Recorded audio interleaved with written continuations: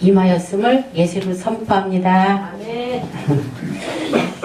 우리 사람이 마음이 평안한 게 제일 복 있는 사람인 것 같아요. 항상 불안하고 두렵고 떨고 그렇게 살면은 얼마나 고통스러워요. 그래서 오늘은 제목을 마음의 장애를 고쳐라로 해가지고 어떻게 해야 우리가 편안하게 살 수 있나 우리가 은혜를 함께 나눠보겠습니다. 잠깐 기도하겠습니다. 하나님 아버지, 하나님께서는 우리를 항상 하늘의 신령한 복을 주시고자 원하시며 저희들을 불꽃 같은 눈동자로 지켜주신다고 하셨습니다. 그런 하나님 앞에 감사와 영광을 올려드립니다. 아버지 하나님, 오늘 또 하나님이 사랑하시는 하나님의 귀한 백성들을 주님전에 불러주시고 정말 영광을 받으시고자 하시니 감사를 드립니다. 아버지, 이 시간에는 말씀을 듣는 시간입니다. 말씀을 전하는 자나 듣는 자들이 이 말씀을 통해서 은혜 받게 해주시고 깨닫게 해주시고 변화받게 해주시고 세상에 나가서 살아갈 때 복된 삶을 누릴 수 있도록 우리 주님께서 이 시간 역사해 주시고 인도해 줄 믿사옵고 감사드리며 예수님 이름으로 기도드렸습니다. 아멘. 아멘. 사람이 육신의 장애를 갖고 살려면 얼마나 불편하고 고통스럽겠어요. 그죠? 장애자들. 그러나 육신의 장애를 갖고 사는 것도 힘든 일이지만 정신적인, 이 마음, 심적인 장애를 갖고 사는 것도 너무나도 고통스럽습니다. 특별히 정신적, 심적 장애를 가진 사람은 다른 사람에게도 고통을 줄 뿐만 아니라 가족들이나 주위 사람들이 고통을 주잖아요. 그뿐만 아니라 사회적으로도 무리를 일으키게 돼요. 그래서 대한불안장애학회는 몇 해 전에 학술대회에서 서울 및 5대, 5 그 광역시에 사는 20세에서 60세 사이 성인 1000명을 대상으로 불안지수를 조사했다고 그래요. 불안지수를 조사했는데 그 결과 25%는 4명 중에 1명입니다. 전반적으로 불안한 상태에 있다고 그래요. 우울증에 걸려 있다는 거죠. 우울증이라 해서 무슨 이상한 짓 하는 게 아니고 마음이 항상 두렵고 걱정되고 염려스럽고 막 이런 상태도 우울증이에요. 정신분석학적으로 우울증은 평소에 자신이 의존하는 어떤 대상을 잃었을 때, 또 우리 학생들도 공부에 막 너무 힘이 들어서 고통스러울 때, 그럴 때 불안증이 옵니다. 그리고 직장에서도 또 명퇴를 당하지 않나, 응? 또 월급이 작아서 삶을 살아갈 때 너무 부족하고 어려울 때, 그럴 때 너무나도 마음에 고통을 당하다 보면 이게 우울증으로 변화가 돼요. 그래서 우울증 환자들이 너무너무 많다는 거예요. 이 돈 문제로, 또 그 직장에서 지위나 명예나 권력, 또 부모를 의지하고 있다가 부모님이 돌아가셨을 때, 부모님이 또 외면할 때, 또 부부 관계에서도 여러 가지 문제로 우리가 마음의 불안에 떨게 되고 우울증에 걸리게 된다는 것입니다. 그러면 우리는 먼저 이 마음의 장애를 고쳐서 행복하고 기쁜 삶을 살아갈 수 있어야 될 것입니다. 그렇다면 어떻게 해야 될까요? 우리가 한번 이 시간에 우리가 생각해 보겠습니다. 첫째는 이 마음의 최악의 장애는 자기중심적인 삶이에요. 자기중심. 내 중심으로 살아가는 사람들이 그 마음이 그게 장애라는 거예요. 아담과 하와가 타락한 것은 뭐 때문이에요? 하나님 말씀 불순종하고 악한 꾀로 자기가 하나님보다 더 높아지려고 그런 마음으로 하나님 말씀에 불순종했잖아요. 그래서 오늘날도 자기중심으로 생각하고 자기중심으로 행동하는 그런 것이 마음의 최악의 장애가 되는 것입니다. 부부간의 불화로 상담하는 부부들의 이야기를 들어보면 남편은 뭐라 그래요? 모든 면에 자기가 옳다고 말합니다. 부인 보고 저 사람 때문에 내 인생 망쳤다고 그렇게 맨날 그래요. 그럼 부인은 어때? 뭐라 그래요? 마찬가지로 남편 잘못 만나서 내 인생 이렇게 망이가 이렇게 불행하게 산다고 원망하지 않아요. 그게 바로 그겁니다.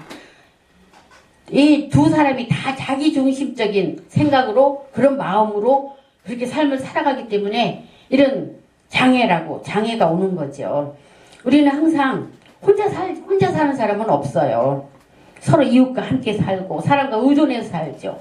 사람 인자가 서로 이렇게 기대고 산다는 뜻에서 사람 인자가 이렇게 돼 있잖아요. 그러듯이 혼자 살 수는 없어요. 서로 의지하면서 사는 거지. 그러므로 내 주장만 하지 말고 다른 사람의 주장에 귀를 기울여야 돼요.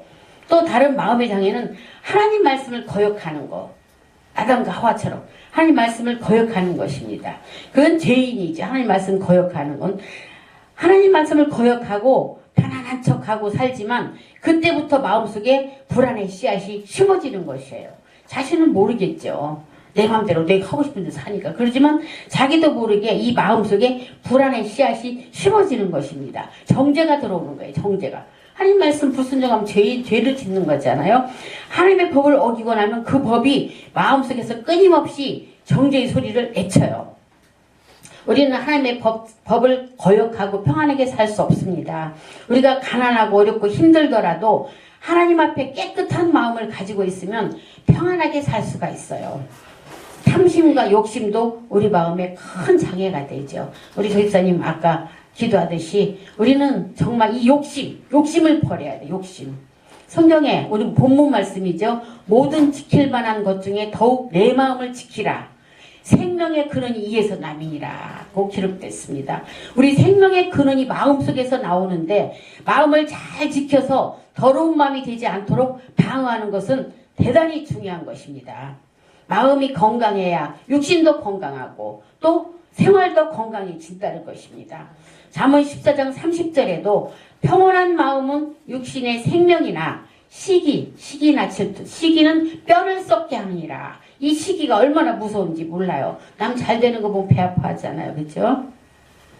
또 잠언 17장 22절에는 마음의 즐거움은 양약이라도 심령의 근심, 마음의 근심은 뼈를 마르게 한다고 그랬어요. 뼈를 마르게 하느니라고 말씀하셨어요. 마음의 즐거움은 보약보다 더 좋습니다. 그러나 마음이 상하면 뼈를 썩게 만들어요. 뼈를. 그렇기 때문에 가족 간에도 서로 기뻐하고 즐거워하고 화평하게 살면 굉장한 치료가 돼서 장수할 수 있는 것입니다. 가족 간에 물고 뜯고 형제 간에 싸우고 재산 가지고 싸우고 그런 가정들이 얼마나 많습니까? 그럼 바로 뼈로 썩게 하는 병이 들게 되는 것입니다. 두 번째는 부정적인 사고입니다. 부정적인 생각. 우리가 또 늘 생각해야 될 것은 마이너스 사고, 부족한 생각이죠. 모든 일에 없다, 모자란다, 부족하다. 이 중심으로 생각하는 습관을 우리는 고쳐야 돼요. 마태복음 13장 12절에 무릇 있는 자는 받아 넉넉하게 되되 없는 자는 그 있는 것도 빼앗기리라고 말씀하셨어요. 빼앗아간다는 것입니다. 감사하면 점점 더 주시고 없는 것을 보고 불평하면 있는 것도 하나님께서 빼앗아 가신다는 그런 말씀이죠. 그러나 우리는 생활 속에서 쉽게 하나님을 원망하는데 하나님을 원망하면 좋은 일이 생길까요? 안 생기죠. 좋은 일이 일어날 수가 없습니다. 로마서 8장 28절에 우리가 알거니와 하나님을 사랑하는 자 곧 그의 뜻대로 부르심을 입은 자들에게는 모든 것이 합력하여 선을 이루느니라고 기록되어 있습니다. 좋지 않은 것은 하나님이 좋게 만들어주시니까 좋을 것이다. 이렇게 생각을 바꿔야 돼요. 이렇게 플러스 사고를 하고는 마음속에 그것을 기억하고 또 시인해야 돼요. 시인해야 돼요. 좋은 것은 때로는 먼저 나쁜 모습으로 올 때가 있어요. 시련과 환란이 지나고 난 다음 생각해보면 참으로 그것이 축복이 된 경우가 많았었잖아요. 믿음으로 없는 것을 있는 것처럼 생각하라고 성경은 말하고 있는 것입니다. 지금은 없는데 있는 것처럼 좋게 생각하라는 것입니다. 내가 지금 병이 있어요. 그런데 이 병이 하나님 앞에 기도하면은 금방 막 싹 낫나요? 순간적으로? 어떤 사람은 저한테 침을 놔달라고 침 맞으면 금방 이 체한 게 뚝 떨어지냐고 그래요. 뚫어지냐고. 뚫어지지. 그래서 제가 이틀을 밥을 못 먹었는데 우리 친구가 제가 침을 이렇게 막 떨어지니까 피가 안 나와. 침을 아무리 많이 놔도 피가 안 나와. 꽉 막혀가지고. 그래서 피를 막 꽉 짰어. 그랬더니 시커먼 피가 나오더니 이 배꼽 위에서 뭐가 뽀글뽀글 한다고 그래 금방 야 여기서 뭐가 뽀글뽀글 한다? 그러더니 떨어진 거예요. 그래가지고 트럼을 그 가면서 집에 가면서 방구로 붕붕붕붕 꼈다고 그래. 그래서 내려간 거예요. 그것이 우리가 병이 있어도 하나님께 기도하고는 아직 안 나았어도 치료해 주셔서 감사합니다. 계속 하다 보면 치료가 되는 거예요. 로마서 4장 17절에 기록된 바 내가 너를 많은 민족의 조상으로 세웠다 하심과 같으니 그가 믿은 바 하나님은 죽은 자를 살리시며 없는 것을 있는 것으로 부르시는 이신이라고 기록되어 있습니다. 죽은 자도 살리실 수 있는 하나님이시잖아요. 그까지 질병 아무것도 아니죠. 내가 진실로 믿고 정말 입으로 시인하고 치료해서 감사하다고 시인하면은 그 질병이 치료가 되는 거죠. 우리도 죽은 자를 살리는 기적이 일어날 것을 믿고 없는 것을 있는 것처럼 말을 해야 됩니다. 그러므로 없는 것을 있는 것 같이 하나님께 감사하고 찬양하는 그런 신앙훈련을 우리는 날마다 해야 돼요. 신앙훈련을. 기적은 믿지 않으면 예수 믿는 사람은 마음에 큰 평안을 가질 수가 없는 것입니다. 기적을 믿지 않는 사람이 어떻게 기적을 우리가 받을 수가 있어요. 그래서 좋은 일만 있어서 기적이 일어나는 것이 아닙니다. 나쁜 일이 있을 때 하나님 그 가운데 계셔서 기적을 일으켜 주시기도 합니다. 마음의 생각이 운명을 갈라놔요. 마음의 생각이 얼마나 중요한지 몰라요. 긍정적으로 생각하면 긍정적인 결과를 가져오고 부정적인 생각을 하면 부정적인 결과를 가져오게 되는 것입니다. 제가 우리 딸 간증을 좀 하려고 제가 준비를 마음으로 했습니다. 다 자세히 하려면 너무 길기 때문에 시간이 없으니까 제가 이제 호주를 가게 된 것도 제 마음대로 간 것이 아니더라고요. 저는 제 마음대로 갔는데 딸이 출산한다고 해서 갔는데 그게 하나님의 계획이셨어요. 갔는데 제가 대상포진이 걸렸어요. 대상포진이 걸렸는데 의사한테 처방을 받아서 약을 짓는데 절대로 임산부한테 가면 안 된다고 그래요. 그래서 큰딸 집에 가지도 못했어. 아기 낳는데도 아기도 안아보지도 못했어요.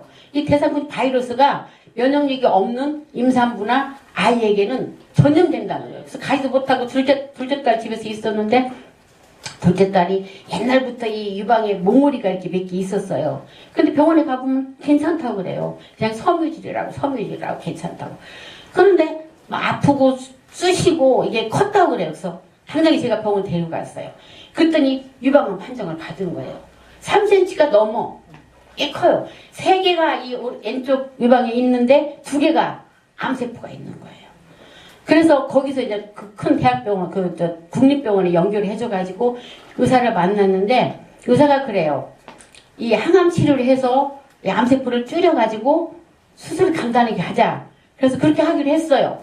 그래서 항암 치료하는 병동으로 이제 연결을 해줘서 갔는데 항암 치료하는 의사가 항암 치료를 하게 되면 아기를 못 갖는데요. 난소가 완전히 그 기능을 잃어버린대요.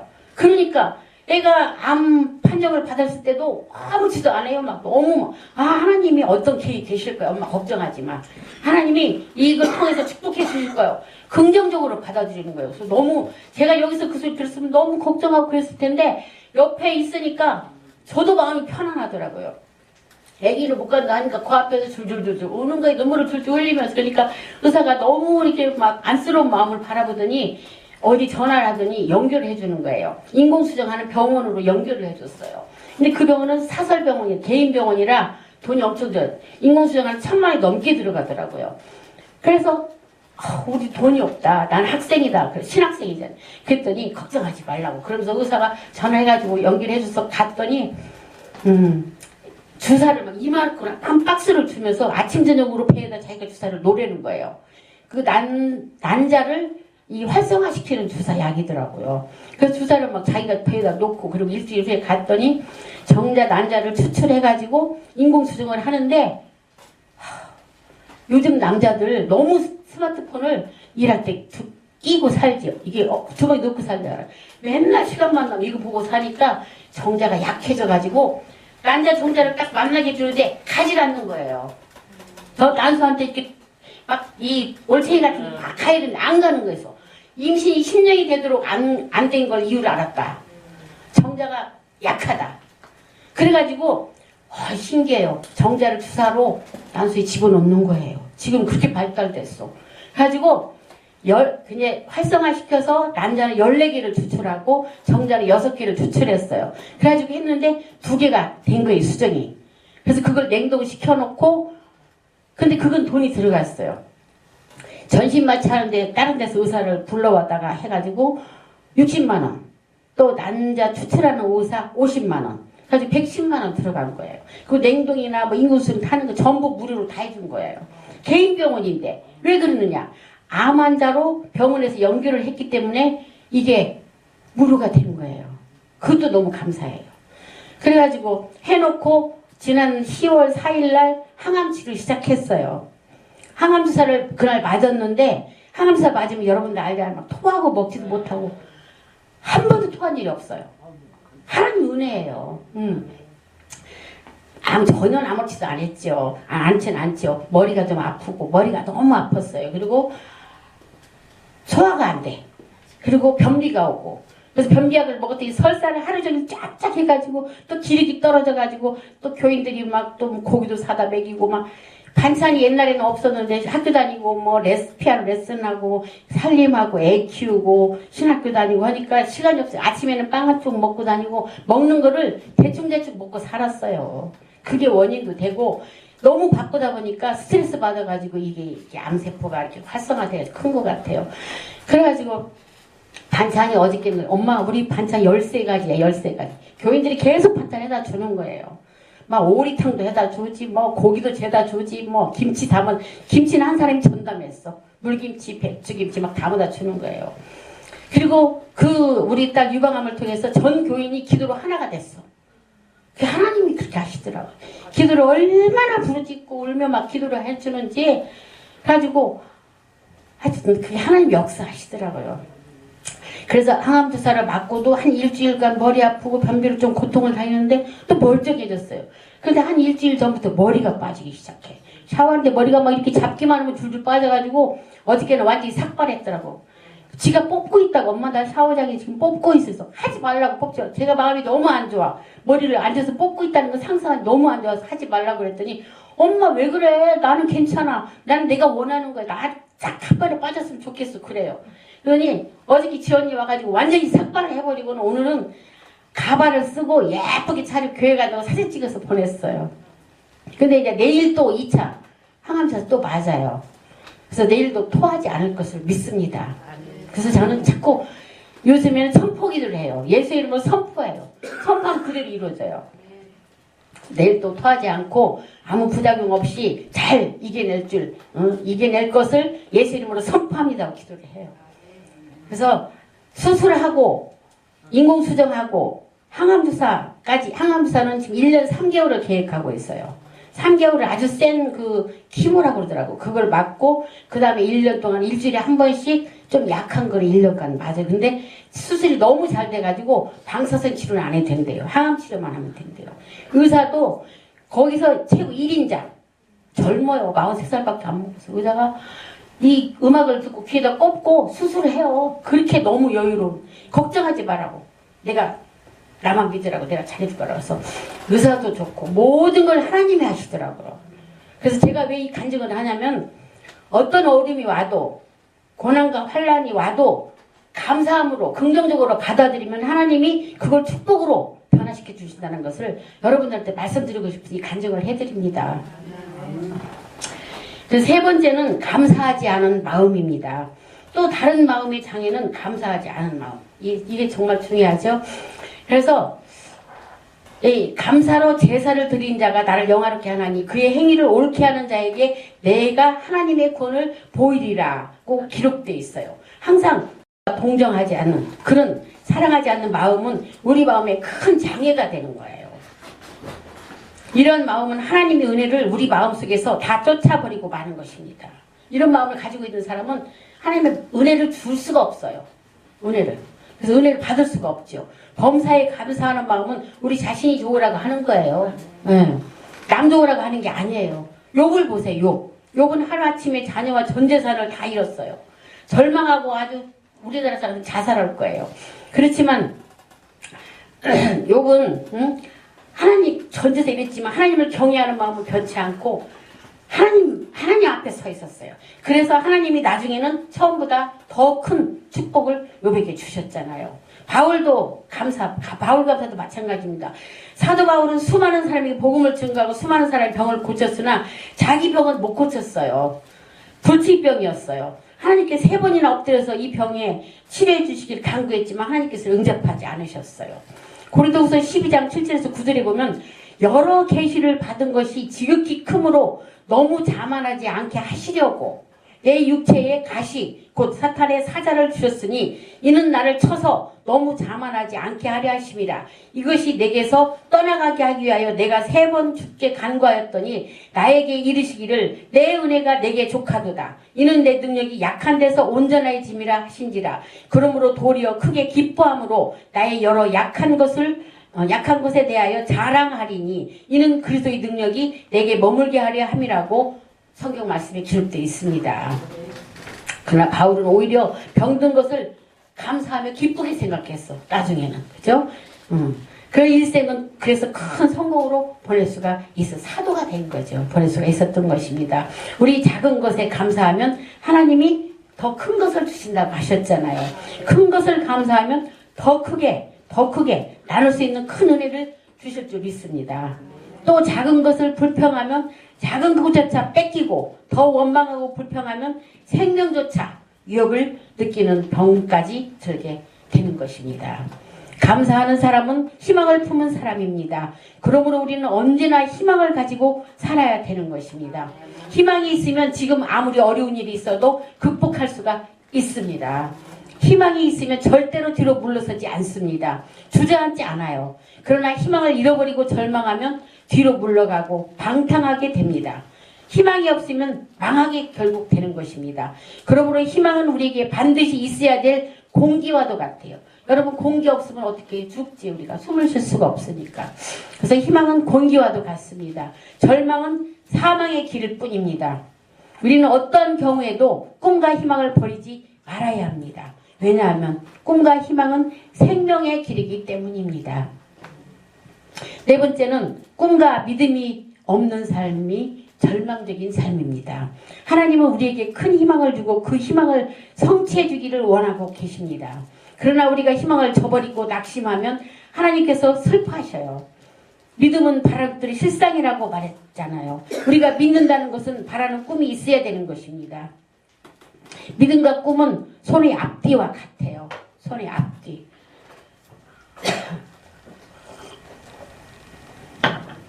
너무 맛있는 물이에요.